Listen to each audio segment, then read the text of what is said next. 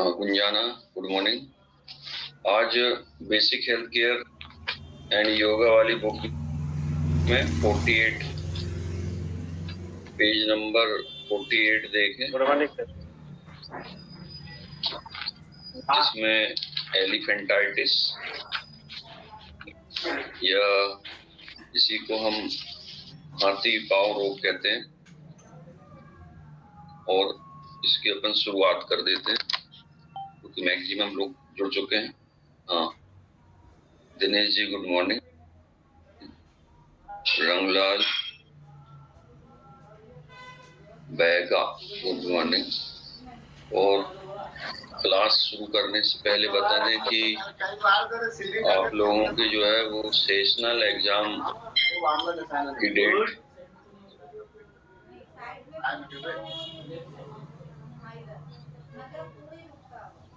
Mic mute कर दें। VK जी good morning, mic mute कर दें, म्यूट है। और गुड मॉर्निंग सर। करने से पहले हम बता रहे थे कि सेशनल, हाँ गुड मॉर्निंग खलील अहमद जी, सेशनल एग्जाम की डेट 1-2 दिन में सेंटर से आप लोगों को प्राप्त होगी, जिसमें सेशनल एग्जाम होंगे और एक हफ्ता चलने के बाद good morning sir main exam की तैयारी हो जाएगी शुरू। Good morning. S145 good morning. ये नाम कुछ जो है वो गणित में समझ नहीं आया, पर ठीक है आप ज्वाइन हुए हैं। सर बाला साहब देशमुख बोल रहा हूँ मैं, ये मेरा लैपटॉप का ये है। ठीक है, ठीक है। और सेशनल एग्जाम जैसे कि अलग अलग विद्यार्थियों के अलग अलग पेपर मिल जाएंगे। Neha Shukla good morning. और पेपर को जो है वो हल करना पड़ेगा ताकि एक आइडिया लग सके कि इस तरह से एग्जाम होंगे, और फिर मेन एग्जाम की तैयारी करेंगे। अगस्त में ही दोनों प्रोजेक्ट आएंगे। आज 3 अगस्त है, अगस्त में ही सेशनल हैं और अगस्त में ही मेन एग्जाम के बारे में बता दिया जाएगा, तो उसकी भी तैयारी करेंगे अपन। जैसे बीच बीच में अब जो है वो ऑब्जेक्टिव टाइप भी बताते चले जाएंगे। और आज का अपना विषय है एलिफेंटाइटिस, और इसको हिंदी में अपन कहते हैं हाथी पांव। हाथी पांव बीमारी कई लोगों ने देखे होंगे और कई लोगों के पास मरीज भी इस तरह से आए होंगे। यदि अपन भौगोलिक विवरण देखें कि कहाँ गुड मॉर्निंग,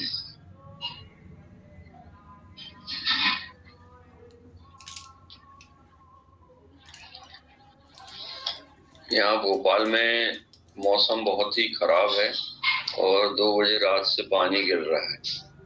इस कारण बीच बीच में नेट चला जाता है, इसलिए आप लोग जो है वो नेट को डिस्टर्ब ना करें।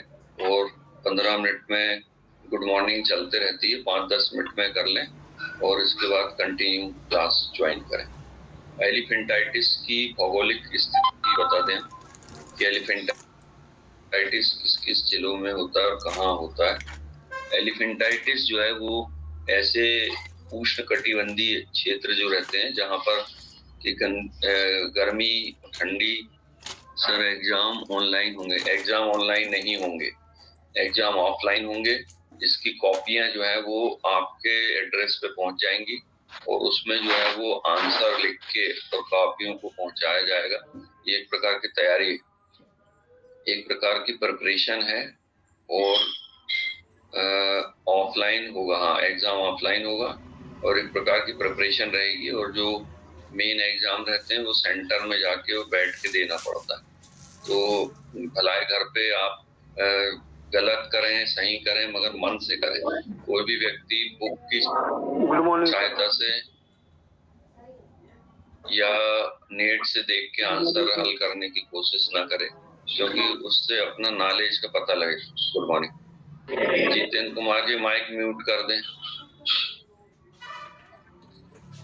कोई भी व्यक्ति नेट से या बुक खोल के एग्जाम करने की कोशिश ना करे हल करने की, और उससे खुद का स्केल पता लग जाएगा और ये भी पता लग जाएगा कि क्वेश्चन किस टाइप से आते हैं। सेशनल जो एग्जाम रहते हैं उसमें से लगभग 40% प्रश्न जो है वो आते हैं, तो इसलिए ध्यान रहे कि उसको अच्छे से हल करें। अब अपन देखते हैं एलिफेंटाइटिस और इसकी भौगोलिक स्थिति बता रहे थे अपन। उष्णकटिबंधीय क्षेत्र जो है वो ऐसे क्षेत्र जहाँ गर्मी, ठंड और बरसात ये सभी बराबर मात्रा में चलते हैं।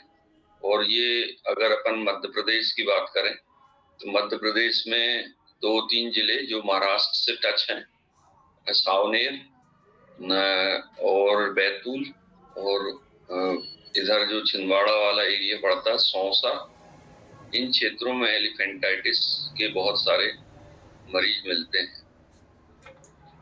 अगर मान लो रामटेक, नागपुर, वहां पर भी जो है वो इस तरह के केस मिलते हैं जो सिवनी तक चले जाते हैं। और हिमाचल प्रदेश, उत्तरांचल, ये सब जो है वो उन चीजों में, इन क्षेत्रों में ज्यादातर होते हैं। एलिफेंटाइटिस पढ़ रहे हैं जो लोग लेट ज्वाइन किए हैं वो लोग समझ जाएं कि बुक में 48 पेज है जिसमें एलिफेंटाइटिस या हाथी पांव नामक बीमारी पढ़ रहे हैं।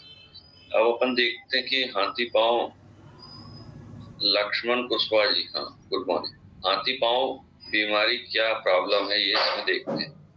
हमारे शरीर में दो तरह के डिफेंस मैकेनिज्म काम करते हैं। पहला डिफेंस मैकेनिज्म रहता है WBC। WBC यानी व्हाइट ब्लड कॉर्पस्कल्स। व्हाइट ब्लड कॉर्पस्कल्स, ये WBC रोगों से लड़ने की क्षमता रखते हैं और ये रोगों से लड़ते हैं। और इनकी संख्या 4000 से लेके 11000 पर क्यूबिक mm रहती।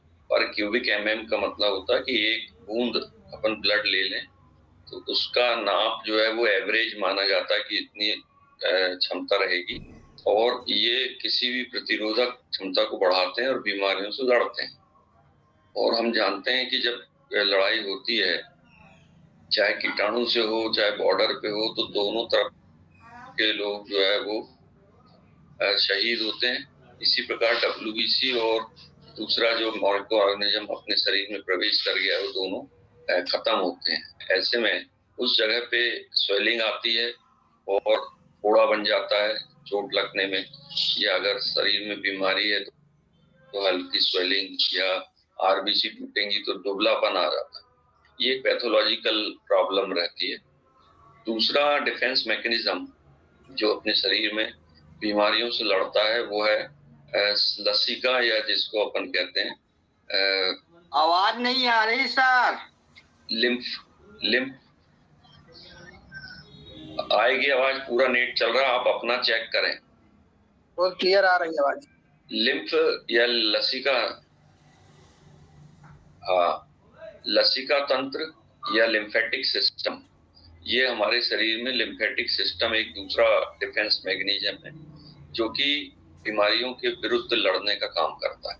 और ये किस जगह पे लड़ता है, जहां पर इंट्रासेलुलर स्पेस होते हैं। यदि हम माने कि डब्बे जैसे 2 सेल रखे हुए हैं, एक सेल A, एक सेल B और उसके नीचे एक सेल C, एक सेल D, ये ऐसे 4 सेल हैं। और ये सेल के बीच में जो जगह रहती है उनको कहते हैं इंट्रासेलुलर स्पेस, यानी कोशिका जो स्पेस रहता है, स्थान, वहां पर लिम्फेटिक सिस्टम रहता है और वो लसिका जो है वो बहने का काम करती है और ऊपर नीचे बहते जाती है। अब ये पूरा बहते बहते रीजनल लिम्फ नोड में जाती है। लिम्फ नोड जो है वो लसिका को निकालने का काम करते हैं। नोड बोलते हैं अपन लिम्फ नोड या गठाने। इनसे लगातार लसिका का स्राव होते रहता है, यानी कि ड्रेनेज सिस्टम होते रहता है। अब ये लसिका का जो ड्रेनेज सिस्टम है वो एक लिम्फ नोड से दूसरे लिम्फ नोड में जाता है। जैसे यदि हम हाथ की बात करें तो यहाँ हाथ में जो है वो यहाँ पे रहेंगे एक्सिलरी लिम्फ नोड, ऊपर रहेंगे सुप्राक्लेविकुलर, फिर यहाँ गर्दन में रहेंगे सर्वाइकल, और फिर सामने की तरफ आते हैं रीजनल लिम्फ नोड। रीजनल का मतलब होता है मुख्य, और मुख्य लिम्फ नोड से हार्ट में जो एक वेन खुलती है जिसको अपन कहते हैं इंटरनल जुगुलर वेन। ये इंटरनल जुगुलर वेन में वो डक्ट खुल जाती है और वो डक्ट जो है वो हार्ट में लेसिका को ले जाती है। तो ये इस तरह से इसका ड्रेनेज सिस्टम चलता रहता है। तो ये WBC के पैरेलल काम करती है। यदि अपन इसको समझाना चाहें तो इस तरह से, जैसे कि मिलिट्री रहती है और मिलिट्री के साथ चलती है पैरामिलिट्री फोर्स, जो उसके दूसरे नंबर पे आती है। तीसरे नंबर पे आती है फिर पुलिस, जो इंटरनल मामले देखती है। तो यदि मान लो अपन ये देखें कि लसिका कहाँ जा रहा है, तो वो लिम्फ नोड में जाता है, रीजनल लिम्फ नोड में, फिर हार्ट में चला जाता है। तो ये लसिका का बहाव हमारे पूरे शरीर में होता है लिम्फ नोड के द्वारा। यदि हम लिम्फ नोड की क्वांटिटी काउंट करें तो ये बहुत ज्यादा मात्रा में होते हैं। केवल अकेले गर्दन में, गर्दन के चारों ओर 300 लिम्फ नोड रहते हैं, छोटे छोटे। और कभी कोई ऐसी घातक बीमारी हो जाती है तो वो सूज जाते हैं और उड़ जाते हैं, और सूजने के बाद दर्द करते हैं। कई लोगों को देखे होंगे चोट लग जाती है तो यहाँ एक्सिलरी लिम्फ नोड पैर में रहते हैं, फीमोरल लिम्फ नोड या इंग्वाइनल लिम्फ नोड। पैर में किसी को चोट लग जाती है तो वो बढ़ जाते हैं। इसी प्रकार अनु कुमारी लेट ज्वाइन हुई है, गुड मॉर्निंग। इसी प्रकार हम देखते हैं कि ब्रेस्ट कैंसर के केस में, ब्रेस्ट कैंसर में आसपास जो है गर्दन तक के लिम्फ नोड इन्वॉल्व हो जाते हैं। ऐसी स्थिति में जब हम कभी कैंसर के पेशेंट की गठान निकालते हैं तो हमें लिम्फ नोड को भी निकालना पड़ता है, क्योंकि ये लिम्फ नोड किसी भी बीमारी को बढ़ाने में सहायक होते हैं। बढ़ाने में मतलब आगे बढ़ाने में। और ये अनइंटेलिजेंट होते हैं क्योंकि इसमें लिम्फोसाइट रहता है और ये समझ नहीं पाते कि बीमारी है या नॉर्मल चीजें। बस उनका एक ही काम रहता है कि जो भी ऐसी वस्तुएं हैं जो कि ब्लड की नहीं है, उनको जो है वो हार्ट तक ले जाने का काम करते हैं। अब कोई कैंसर सेल है मान लो, तो कैंसर सेल के कारण गठाने बढ़ गई।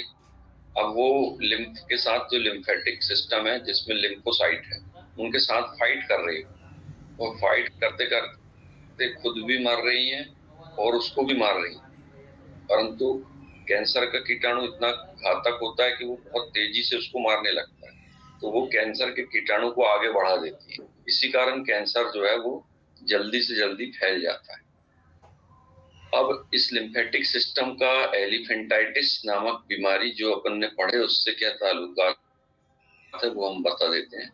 इसी प्रकार के लिम्फ नोड हमारे पैरों में भी होते हैं, और पैर से लिम्फ नोड ऊपर की तरफ वाल्व के द्वारा आते हैं, और वो वाल्व जो है वो ऊपर की तरह ऐसे इस तरह से गति करते हैं। जो लोग खेत में काम करते हैं या खेती का जिनको अच्छा ज्ञान है, तो देखते हैं कि पानी कुएं से निकालना हो तो उसके लिए रहट का इस्तेमाल करते हैं, जिसमें वो पानी ऐसा ऊपर एक के बाद एक जाता रहता है उसमें भर के। इसी प्रकार हमारे पैर से वाल्व के द्वारा ये लिम्फ जो है वो ऊपर की ओर चला जाता है, और ऊपर आके जो थाई के पास इंग्वाइनल लिम्फ नोड है उनमें आ जाता है, और फिर पेट में वेसाइकल लिम्फ नोड या इंटेस्टाइन के लिम्फ नोड से होता हुआ हार्ट में वापस पहुंच जाता है। परंतु यदि मान लो ये लिम्फेटिक ड्रेनेज सिस्टम में ब्लॉक आ जाए, ब्लॉक आना यानी रुकावट आ जाए, तब ऐसी कंडीशन में पैर जो है वो मोटे मोटे हो जाते हैं, क्योंकि उनका लिम्फ ऊपर नहीं आ रहा है। तो वो कहलाती बीमारी एलिफेंटाइटिस। अब एलिफेंटाइटिस शब्द जो है वो एलिफेंट से लिया गया है, यानी हाथी के जैसे पांव हो जाना, इसलिए इस बीमारी को हाथी पांव बीमारी भी कहते हैं, पैर भारी हो जाना। इसमें एग्जामिन करें तो पिटिंग ओडीमा होता है। इसमें दो प्रकार के ओडीमा होते हैं, एक ओडीमा और एक पिटिंग ओडीमा। ओडीमा में अपन अगर दबाते हैं, ओडीमा मतलब सूजन आना या स्वेलिंग आना। अपन किसी शरीर के अंग को जहां ऐसा लगता है कि सूजन है उसको दबाते हैं, और दबाने के बाद छोड़ देते हैं तो वो तुरंत अपनी जगह पे वापस आ जाता है। उसी प्रकार जिस प्रकार कोई फूले हुए गुब्बारे को यदि अपन दबाते हैं और छोड़ते हैं तो वो अपने आप वापस आ जाता है, वो कहलाता है नॉन पिटिंग ओडीमा। और दूसरा रहता है पिटिंग ओडीमा। पिटिंग ओडीमा में अपन दबाए और छोड़ देते हैं तो वहीं गड्ढा बन जाता है। ये उसी प्रकार होता है जैसे अपन रोटी बनाने के लिए आटा गूंथ के रखते हैं, और आटा गूंथ के रख दिए और उसमें अगर अपन अंगूठा डाल दें और छोड़ दें तो वो वापस नहीं आता, वो कहलाता है पिटिंग ओडिमा। पिटिंग मतलब गड्ढा जो बना दे, ऐसी सूजन। ये एलिफेंटाइटिस वाले के पैर में रहती है। अब इसका कारण और अन्य चीजें बुक से देखते हैं अपन। एलिफेंटाइटिस एक उष्णकटिबंधीय बीमारी यानी ट्रॉपिकल डिसीज है, जो पैरासाइट के कारण होती है और मच्छर के काटने से होती है। इसमें त्वचा या हाथी की खाल जैसे मोटी और सख्त हो जाती है, और ये त्वचा जो है, स्किन जो है, वो सख्त हो जाती है, बहुत ज्यादा मोटी।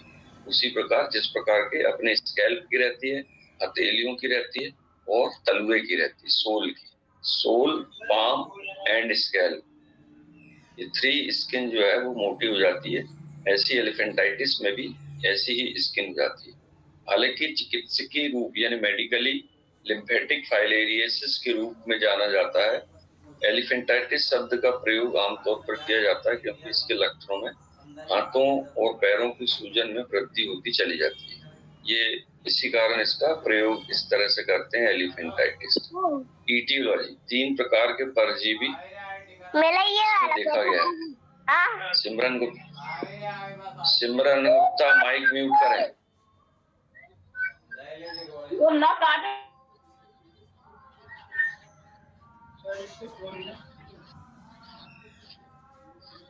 सिमरन गुप्ता माइक म्यूट कर दें। अब अपन ईटियोलॉजी देखते हैं। ये पैरासाइट जो मच्छर काटता है, अपन ने बताए थे अलग अलग मच्छर, जिसमें एडीज मच्छर जो रहता है उसके शरीर में 3 टाइप के कीटाणु रहते हैं। वो कीटाणु जो नोट करना चाहें कर सकते हैं।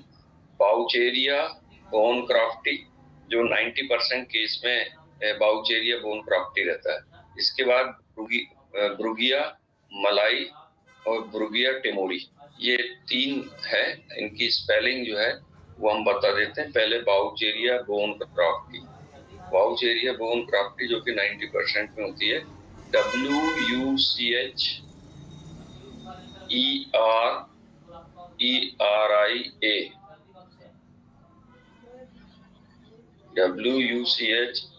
WUCHERERIA, बैनक्रॉफ्टी, BANCROFTI,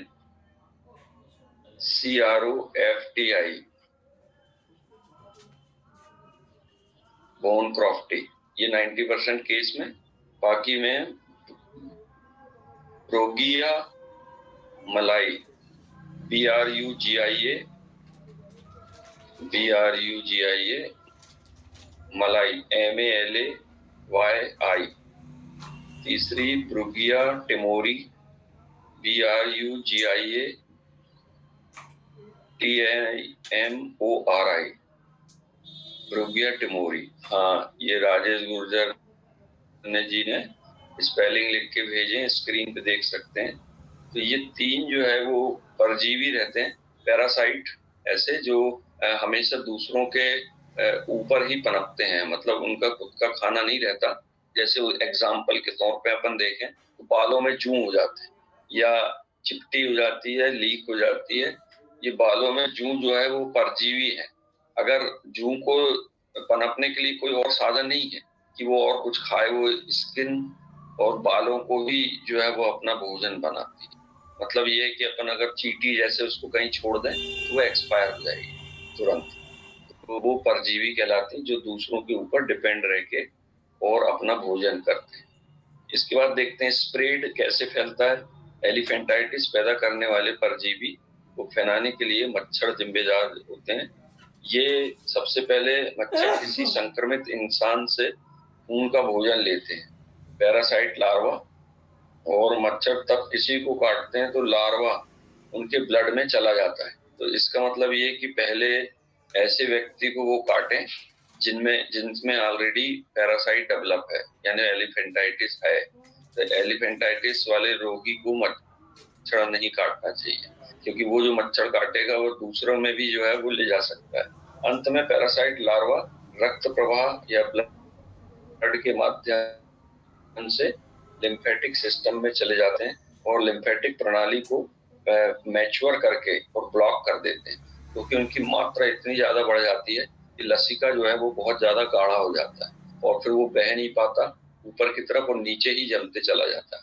वैसे ही पैर भारी हो जाते हैं जैसे हम किसी लंबी यात्रा पे जाएं बस से, और बस में बैठे रहते हैं, सीट से हिल नहीं सकते, और 4-6 घंटे की यात्रा के बाद जब उठते हैं अपन तो पता लगा कि पैर जो है वो सूज गए। ऐसे ही जो है वो पैर में मोटापन या भारीपन आ जाता है। इसके रिस्क फैक्टर देखें तो ट्रॉपिकल या उष्ण कटिबंधीय देश जो रहते हैं, जगह रहते हैं, उनमें ये नियमित रूप से पाए जाते हैं और जीवित रहते हैं। नियमित रूप से मच्छरों द्वारा काटा जाना, ऐसे लोगों को मच्छर अगर काटते चले जाते हैं तो परिवार के और लोगों को भी होने के चांसेस रहते हैं। अनहाइजीनिक कंडीशन, अस्वच्छ परिस्थितियों में जिन क्षेत्रों में राउंड वर्म पाए जाते हैं, ये राउंड वर्म जो रहते हैं एक प्रकार के परजीवी हैं ये भी, और पानी में उन जगहों पर रहते हैं जहां पर के हैंडपंप के पानी का उपयोग किया जाता है। और ये बता दें कि ये एलिफेंटाइटिस भी उन्हीं जगहों पे ज्यादा विकसित होता है जहां हैंडपंप के पानी का इस्तेमाल किया जाता है, क्योंकि ये पत्थरों के आसपास का पानी रहता है, पानी बहुत शुद्ध रहता है, मगर इसमें जो है ये पाउचेरिया बोनक्रॉफ्टी बहुत मात्रा में पाए जाते हैं, जो मच्छरों द्वारा पहले इनहेल कर लिए जाते हैं, पी लिए जाते हैं, और बाद में फिर वो मरीज को, किसी स्वस्थ व्यक्ति को मरीज बनाने में सहायक हो जाते हैं। क्लिनिकल फीचर देखें तो जो संक्रमित है उनमें लसिका प्रणाली, लिम्फेटिक सिस्टम और किडनी को नुकसान होने के बावजूद भी कुछ लक्षण ही दिखाई देते हैं। और जिन लोगों में लक्षण दिखाई देते हैं उन लोगों में अपन देखते हैं क्या क्या चीजें होती हैं। पैर, हाथ, स्तन और गुप्तांग, इनमें जो है वो सबसे ज्यादा प्रभावित करता है। लेग, आर्म, ब्रेस्ट और जेनाइटेलिया, और ऐसी जगह पे जाके ये लिम्फेटिक सिस्टम को ब्रेक कर देते हैं। तो 80% केस में एलिफेंटाइटिस जो रहता है वो पैरों में होता है, क्योंकि अपन जानते हैं कि कहीं पे बैठते हैं, कुछ करते हैं तो मच्छर पैर में ज्यादा काट के चले जाते हैं। हाथ में और चेहरे पे इसलिए नहीं काट पाते क्योंकि वो ढके हुए रहते हैं और अपने नजरों में रहते हैं। तो पैरों में सबसे ज्यादा। दूसरे नंबर पे आता है हाथ। तो हाथ में जो है वो मच्छर अगर काटते हैं तो उसके कारण हाथ जो है वो मोटे मोटे हो जाते हैं। अगर एक हाथ का सिस्टम ब्रेक हुआ तो एक हाथ मोटा हो जाता है। फिर आता है ब्रेस्ट। तो महिलाओं में जो स्तन है वहां पर भी लिम्फेटिक सिस्टम बहुत घने रूप से फैला हुआ रहता है, और अगर उसमें वो ब्लॉक करते हैं तो ब्रेस्ट, एक ब्रेस्ट या दोनों ब्रेस्ट बहुत ज्यादा मात्रा में भारी और मोटे हो जाते हैं। चौथे नंबर पे आता है गुप्तांग या जेनेटेलिया, यानी कि जो पेनिस है उसमें नहीं काटते, वो नीचे जो स्क्रोटम है उसमें जो है वो लिम्फेटिक सिस्टम पूरा ब्लॉक हो जाता है, जिससे कि मेल पेशेंट के जो टेस्टिस और स्क्रोटम रहते हैं वो बहुत ज्यादा भारी हो जाते हैं, और ऐसी स्थिति में पेशेंट का जो है वो पैंट पहनना मुश्किल हो जाता है। ऐसे में वो या तो हाफ पैंट पहनता ढीला वाला, या फिर लुंगी पहन के रहता है, अंडरवियर भी नहीं पहन पाता, क्योंकि उससे टाइटनेस होती है और उससे पेशेंट को दर्द होने लगता है। इसी कारण वो बिना अंडरवियर के लुंगी अथवा कोई ढीला ढाला वस्त्र पहनता है। एलिफेंटाइटिस से पीड़ित लोगों को लसिका प्रणाली यानी लिम्फेटिक सिस्टम को नुकसान होने के कारण उनका इम्यून मैकेनिज्म भी बिगड़ जाता है या डिस्टर्ब हो जाता है। त्वचा के अधिक जीवाणु संक्रमण या बैक्टीरियल इन्फेक्शन प्राप्त करने के कारण त्वचा जो रहती है वो सूखी, मोटी और अल्सरेटिव हो जाती है। सूखी यानी ड्राइनेस, मोटी यानी थिकनेस, और शुष्क यानी ड्राइनेस। अल्सरेटिव यानी छोटे छोटे उसमें घाव बन जाते हैं एलिफेंटाइटिस के कारण। तो उसकी एक तो टाइटनेस हो जाती है, तो चमकीली हो जाती है त्वचा, और जहाँ पे जिस पैर में है तो उस पैर में जो है वो टाइटनेस हो जाती है। स्किन अगर अपन देखेंगे तो बहुत टाइट दिखाई देती है, लूज नहीं दिखाई देती। जैसे बुजुर्ग की स्किन जो रहती है लूज हो जाती है गले के पास से, यहाँ हाथ के पास से, और उसकी जो है वो बिल्कुल टाइट रहती है, क्योंकि उसमें लिम्फेटिक जो है वो बहुत मात्रा में भर जाता है। इस कारण ये सिम्टम आते हैं इसमें कि वह इन बार बार होने वाले बैक्टीरियल इन्फेक्शन के दौरान अन्य लक्षणों में बुखार और ठंड लगना, फीवर और चिलनेस भी शामिल होती है। कई पेशेंट को चिलनेस भी आ जाती है। अगर एलिफेंटाइटिस से कोई ऐसा ऑब्जेक्टिव टाइप क्वेश्चन अगर बनता है तो वो हम बता देते हैं। इसमें पहला ऑब्जेक्टिव टाइप क्वेश्चन या वस्तुनिष्ठ प्रश्न इस तरह से बन सकता है कि एलिफेंटाइटिस नामक रोग में कौन सा परजीवी या पैरासाइट रिस्पॉन्सिबल है या जिम्मेदार है, और उसमें अलग अलग लिखा रहेगा प्लाज्मोडियम वाइवेक्स, प्लाज्मोडियम मलेरी, बाउचेरिया गोनोक्रॉफ्टी और प्लाज्मोडियम वाइवेक्स फैलसीपेरा। तब उसमें अपन को आंसर देना है बाउचेरिया गोनोक्रॉफ्टी, क्योंकि प्लाज्मोडियम की जितनी भी वैरायटी है वो मलेरिया के लिए रिस्पॉन्सिबल होती है, जबकि फाइलेरिया या फाइलेरिया नहीं एलिफेंटाइटिस के लिए जो है वो बाउचेरिया गोनोक्रॉफ्टी ही रिस्पॉन्सिबल होती है। तो इसलिए ये वाले जो क्वेश्चंस हैं चैप्टर में से उनको आप जो है वो तैयार करें।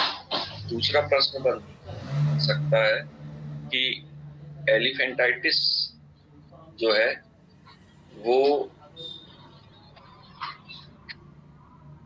शरीर के किस अंग को सबसे ज्यादा प्रभावित करता है। तब उसमें अपन लिख सकते हैं लेग अलग अलग रहेंगे, आर्म नहीं रहेगा, ब्रेस्ट नहीं रहेगा, जेनाइटिक। अगर इनमें से कोई है तो फिर वो दूसरा नहीं रहेगा। तो उसमें प्रभावित कौन सा पार्ट करता है? लेग।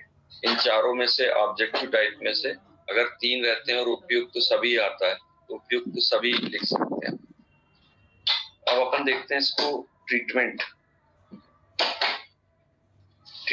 में एंटी फाइलेरियल ड्रग्स, इसी को जो है वो फाइलेरिया भी बोलते हैं, फाइलेरिसिस या एलिफेंटाइटिस।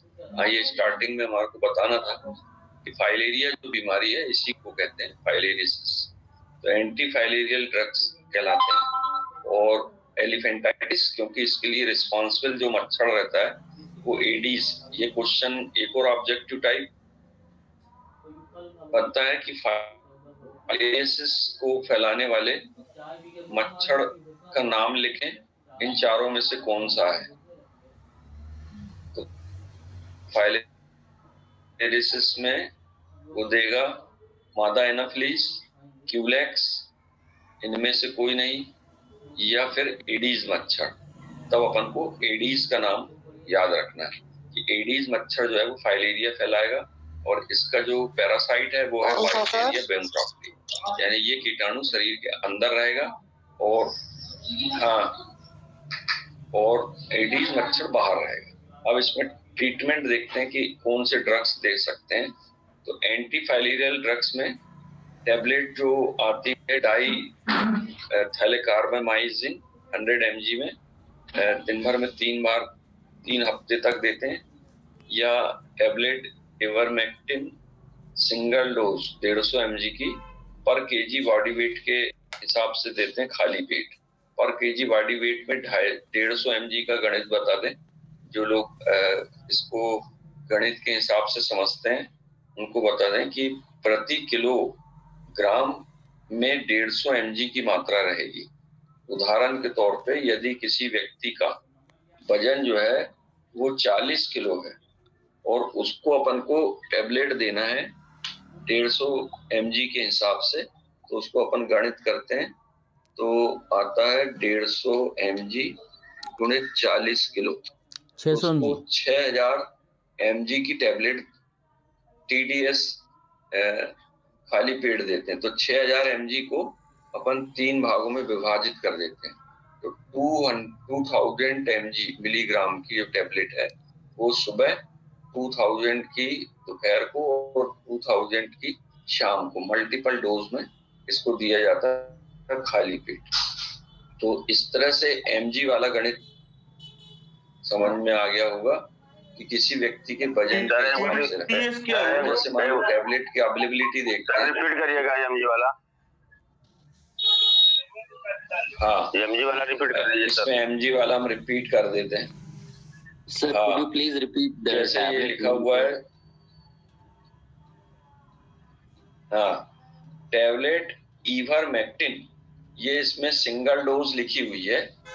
अगर कोई जो है वो 40-50 किलो का व्यक्ति या एक अपन मात्रा ले लेते हैं 40 किलो, और इसमें लिखी हुई है 150 mg पर केजी बॉडी वेट, तो पर केजी बॉडी वेट के हिसाब से अगर अपन गणित करें तो 150 150 इंटू 40 उसका वजन कर देते हैं, तो 150 इंटू 40 करें तो 6000 आते हैं, 6000 की जो सिंगल डोज है वो उसको खाली पेट दे देते हैं। ठीक, अगर किसी को मल्टीपल डोज देना है, कि जैसे पहले कई लोग सोचते हैं कि एकदम से 6000 की देंगे तो जो है वो प्रॉब्लम ना आ जाए, तो उसको फिर अपन 200 200 2000 2000 2000 की 3 टैबलेट जो है वो 3 बार दे सकते हैं। अब टैबलेट की अवेलेबिलिटी देखते हैं कि टैबलेट कितने mg में आती है। तो यदि इसकी टैबलेट 1000 mg की एक है तो उसको 6 टैबलेट देंगे। यदि 1500 mg की एक टैबलेट है तो उसको कितनी देंगे, 1.5 दूनी 3 और फिर 1.5 दूनी 3, मतलब कि 6 बढ़ जाएगी उसकी मात्रा, 9 टैबलेट हो जाएगी। तो वो टैबलेट कितने mg की है उस बात पे डिपेंड करता है। ठीक है, हाँ, राजेश गुर्जर जी ने गणित पूरा लिख के भेज दिए, 40 किलो 150 बराबर 6000 mg। तो इसी प्रकार बच्चों के डोज रहते हैं, और बच्चों के डोज भी पर केजी बॉडी वेट के हिसाब से चलते हैं। एल्बेंडाजोल और ये सब टैबलेट भी इसमें चलती है। स्टेरॉइड थेरेपी के अंतर्गत देखते हैं तो प्रीडानिसोलोन 5 mg फर्स्ट 5 डे TDS और नेक्स्ट 5 डे BD 5 mg की देते हैं। अब ये 5 mg जो है वो स्टैंडर्ड डोज है, इसमें मतलब किसी व्यक्ति का वजन का गणित नहीं करते। 5 mg जैसे सिट्रिजिन देते हैं किसी को टैबलेट, तो सिट्रिजिन 5 और 10 mg में आती है, तो उसको 10 mg की टैबलेट या 5 mg की दे दी जाती है। परंतु जो एंटी फाइलेरियल है, एंटी मलेरियल है, या एंटी ट्यूबरकुलोसिस है, या कैंसर की है, इसमें व्यक्ति का वजन के हिसाब से ही टैबलेट चलती है।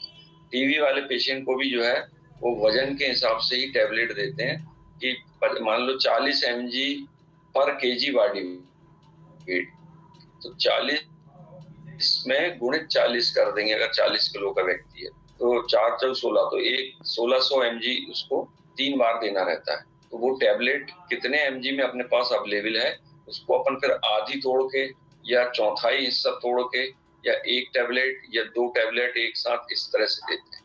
इसका बहुत अच्छा एक एग्जाम्पल है जो सभी जानते हैं, क्लोरेक्विन फॉस्फेट जो टैबलेट आती है लैराइगो के नाम से, जो मलेरिया में आप लोग यूज करते हैं लैराइगो, वो 500 mg में आती है और 200 mg में आती है। तो 500 mg, अब उसका फिर पहला डोज रहता है स्टेट, कि फर्स्ट डोज कैसे दें, तो वो आता है 750 mg का। 750 mg के लिए अपन क्या करते हैं कि एक टैबलेट 500 mg की देते हैं और दूसरी देते हैं 200 mg की, और 200 mg की टैबलेट से चौथाई हिस्सा जो है वो देते हैं, यानी पाव हिस्सा जिसको बोलते हैं, तो वो हो जाती 750। तो इस प्रकार से, या 250 mg की टैबलेट और 500 mg की टैबलेट ये एक साथ दे देते हैं, तो वो जाता है स्टेट डोज। तो ऐसे टैबलेट को बांट के देते हैं, और वो ध्यान रखना पड़ता है।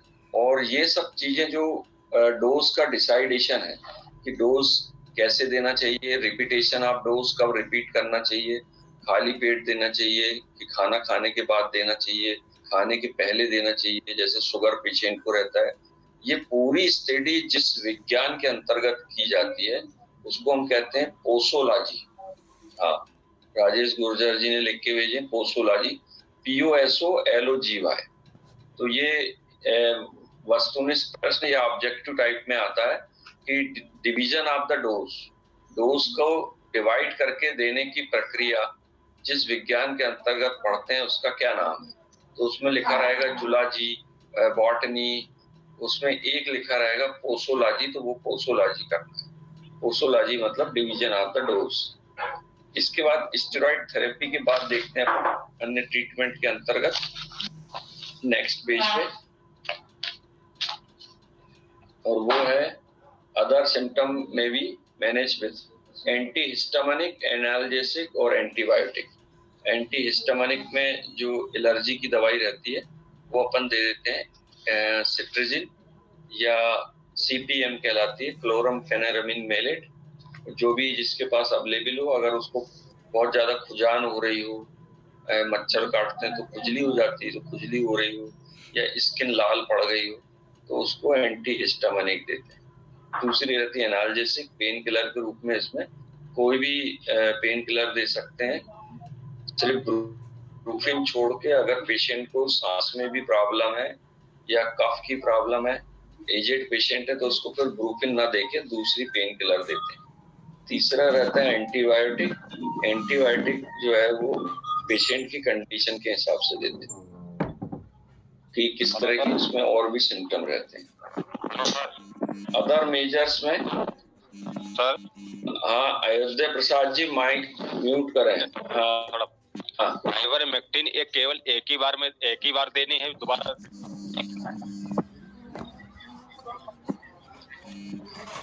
हाँ सिंगल डोज है, सिंगल डोज, सिंगल डोज ही इफेक्ट करती है उसकी। अदर मेजर में gently wash the Solan and damage skin every day the shop and water. सूजी हुई क्षतिग्रस्त त्वचा को प्रतिदिन साबुन और पानी से धीरे धीरे धोते हैं। पेशेंट जब नहाता तो उसको बता देते हैं कि जहाँ पर सूजन है या वहाँ अल्सर है तो उसको धीरे से साबुन से धोते हैं, गर्म पानी से। मॉइस्चराइजिंग द, त्वचा को मॉइस्चराइज करना, मॉइस्चराइज यानी मुलायम करने के लिए जो भी मॉइस्चराइजर यूज कर सकते हैं। Elevating swollen limb to improve the flow of fluid and lymph. द्रव और लसिका के प्रभाव को रोकने के लिए पेशेंट को कहते हैं कि अपनी सोते समय तकिया जो है वो पिलो सिर पे ना लगा के पैर पे लगाए, जिससे फ्लो जो है वो नीचे की ओर जाए। Disinfecting wound to prevent secondary infection. दूसरे संक्रमण को रोकने के लिए जो घाव अगर बन गए हैं तो उन पे डिसइंफेक्शन या कोई ऐसी क्रीम लगाए, बीटाडाइन है या जो भी क्रीम वो चाहता है वो लगा के उसको ठीक रखे। डॉक्टर के निर्देशानुसार लसिका प्रणाली को सहारा देने के लिए नियमित रूप से व्यायाम करें। तो वो कैसे व्यायाम करना है वो अभी योगा में जो है वो देखेंगे अपन कि किस तरह से व्यायाम करना चाहिए। Wrapping the limb to prevent for other swelling। Doctor के निर्देशन आगे सूजन को रोकने के लिए अंगों को लपेटना। अंगों को लपेटना मतलब जो क्रैप बैंडेज आते हैं उनको बांध के रखा जाता है, क्रैप बैंडेज। ठीक है। आयुर्वेदिक ट्रीटमेंट तो नहीं मालूम है, गूगल में सर्च करके नहीं करना। परंतु कन्हैयालाल सनोडिया जी माइक म्यूट करें। होम्योपैथिक ट्रीटमेंट के अंतर्गत देखते हैं, पहला है क्लोट्रोपिक्स मेडिसिन जो है ये सबसे अच्छी होम्योपैथिक उपचारों में से एक है। त्वचा के परिसंचरण और पसीने के उत्पादन को बढ़ाकर एलिफेंटाइटिस के इलाज में अच्छा काम करती है क्लोट्रोपिक। दूसरी है एलिस। एलिस उन एलिफेंटाइटिस मामलों के लिए सबसे प्रभावी होम्योपैथिक दवाई है जहाँ त्वचा कठोर हो जाती है और खुजली ज्यादा होती है, तब उसमें एलिस जो है वो मेडिसिन दी जाती है। हाइड्रोकोटाइल ये एलिफेंटाइटिस के लिए एक और प्रभावी होम्योपैथिक उपचार है। आमतौर पर उन रोगों के लिए निर्धारित की जाती है जिनकी त्वचा जो है वो फट जाती है, मोटी हो जाती है और जो है वो क्रैक आ जाते हैं, तब ऐसे में हाइड्रोकोटाइल दी जाती है। हाइड्रोकोटाइल मेडिसिन ज्यादातर होम्योपैथिक डॉक्टर उसके लिए भी यूज करते हैं जिनकी टेस्टिस जो है वो भारी हो जाती है और लटकने लग जाती है ऐसे मेल, क्योंकि उनको जेनाइटल ऑर्गन में एलिफेंटाइटिस या फाइलेरियोसिस का प्रभाव पड़ जाता है। तीसरा रहता है मेरिस्टिका। मेडिसिन होम्योपैथी उपचार मेरिस्टिका से मुख्य रूप से एलिफेंटाइटिस के शुरुआत के उपचार के लिए दी जाती है। मेरिस्टिका ये 30 और 200 पोटेंसी में 2-3 बार दिन भर में 1 महीने तक दिया जाता है। ये होम्योपैथिक दवाइयाँ और इसके प्रिवेंशन, परंतु सबसे ज्यादा मेन ध्यान रखना पड़ता है कि किसी पेशेंट को काटने के बाद मच्छर आपको ना काटे या किसी दूसरे व्यक्ति को न काटे, नहीं तो ये बीमारी जो है फैलते चली जाती है। ये एलिफेंटाइटिस या फाइलेरियोसिस के बारे में अपन ने स्टडी की। अब किसी को कोई प्रश्न पूछना है तो पूछ सकता है, फिर अपन क्लास खत्म करें। नमस्कार सर, सर। एडिमा और ये एलिफेंटाइटिस में कैसे अंतर करें सर? एडिमा जो किडनी की वजह से होता है वो एडिमा, उसमें और हार्ट में कैसे अंतर करें? हाँ, जो इडीमा होता है जिसको अपन रीनल इडीमा कहते हैं, रीनल इडीमा में जब भी किडनी फेल होने वाली रहती है तो आईलिड में स्वेलिंग आती है, इसके बाद फेस में स्वेलिंग आती है, फिर किडनी वाले पार्ट में दर्द होता है, फिर पैरों में स्वेलिंग आती है। परंतु इसमें एलिफेंटाइटिस में आंखों में, आईलिड्स में या फेस पे कोई स्वेलिंग नहीं रहती और ना ही किडनी वाले पार्ट में पेन होता।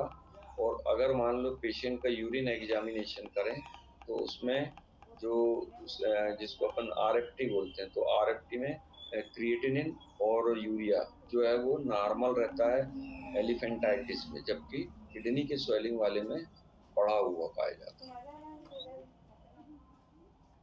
सर मेरा क्वेश्चन था, थैंक यू सर।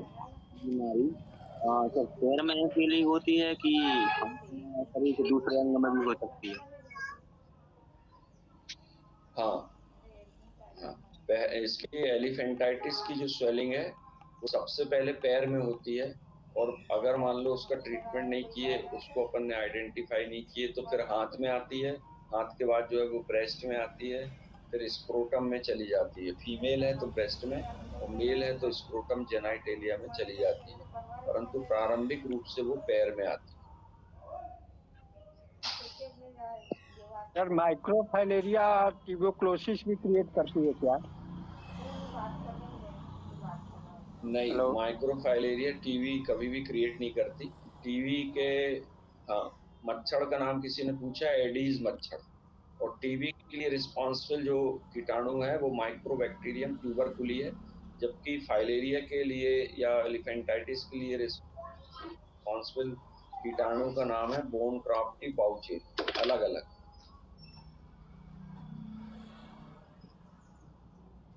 एक बार लिम्फ सिस्टम बता दीजिए।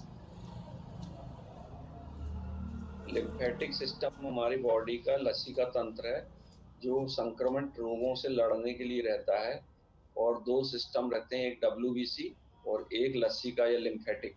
जब डब्ल्यूबीसी ऐसी जगह पे काम नहीं कर पाता तब वहां पर लसिका काम करती है, और ये हमारे शरीर में छोटे छोटे लिम्फ नोड हजारों की संख्या में रहते हैं।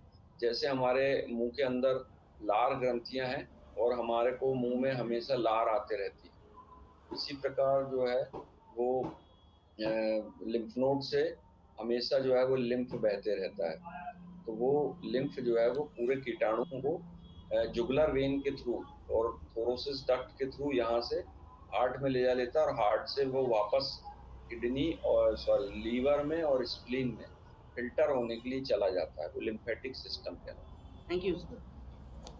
कभी कभी किसी को देख बनता है। है।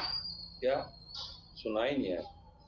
लाइवर लार लार ज्यादा बनता है, लार ज्यादा ज्यादा बनता है मुंह में भारी मात्रा में।